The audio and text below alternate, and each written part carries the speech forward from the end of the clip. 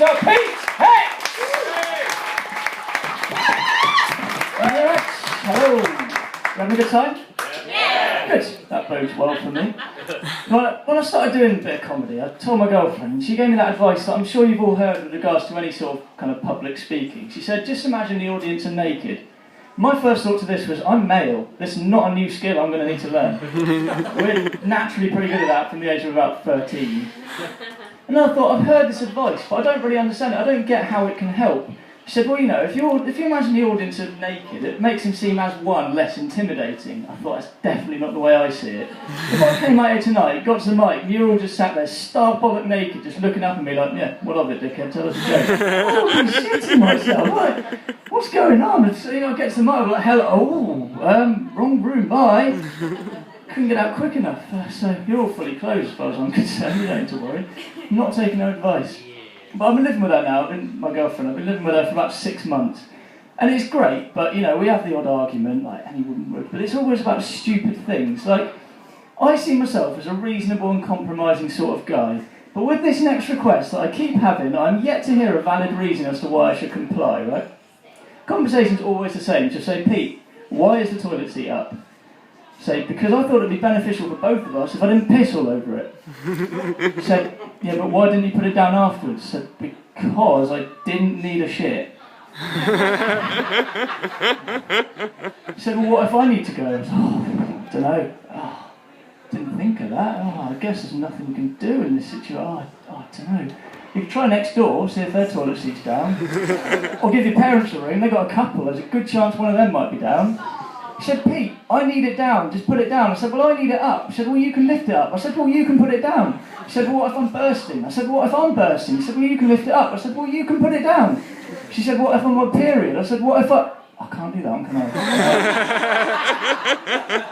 But it's still the same, you can put it down. It's not a difficult thing to do. It's not an inconvenience. If anything, it's easier for you. You've got gravity on your side. You just need to tilt it just past the vertical point and it'll fall down. At this point, she was getting a bit pissed off, and I could tell she'd been sitting on this. She was coming out with her big gun. She didn't want it to get this far.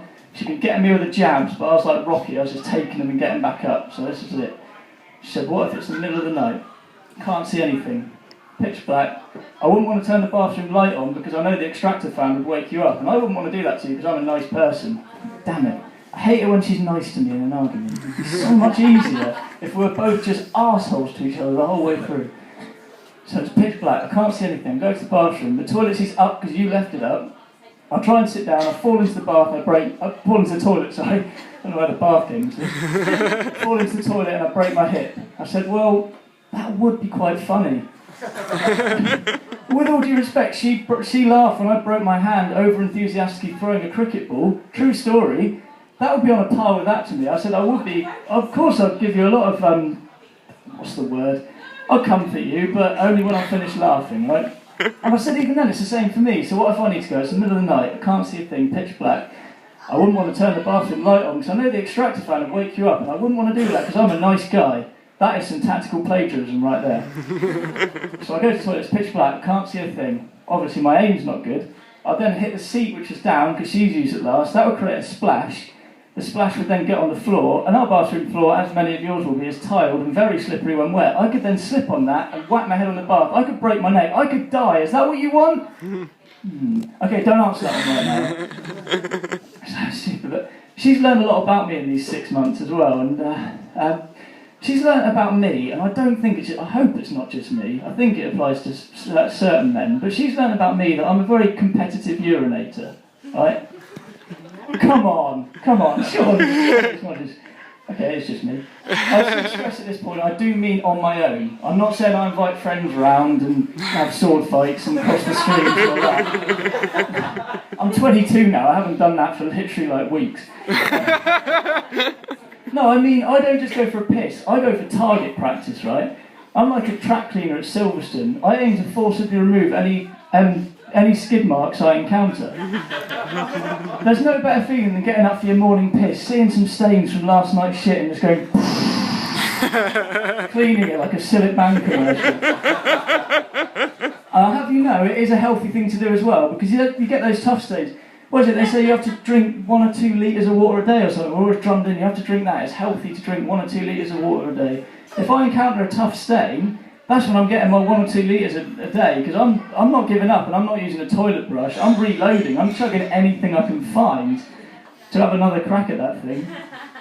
But we recently got a new kind of toilet bowl freshener thing, which is essentially like a little kind of basket in which hangs inside the bowl, and in which you put a tablet, which I assume does the freshening bit. I mean, these are all technical terms, as you can probably tell. I'm well versed on the subject. Slow me down if you need to. But obviously these tablets, over time, they perish. And in between one perishing and the next one being put in, what my girlfriend sees is an empty basket that needs a new tablet, because she is a normal human being.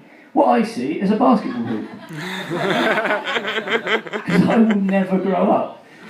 So I'm there, I'm doing alright, my action's good. I've got myself a Detroit Pistons jersey. Yeah? Any NBA fans in? No. Okay. So my action's alright. Coach says I've got potential. He says we should be pushing for playoffs in the next couple of seasons. So, we've got some... sometimes I'll sit down to go, not because I'm trying to get in touch with the feminine side or anything, just because it makes me feel like I'm doing a slam dunk and they're excited. It's all good, immature fun though, but my girlfriend does object with me going for 3-pointers, because my accuracy from range is questionable, as she puts it. And despite the fact that all she needs to do is sit there, she will not play defence. Thank you for humouring my basic and trivial life. Hope you have a good rest of the night. Goodbye.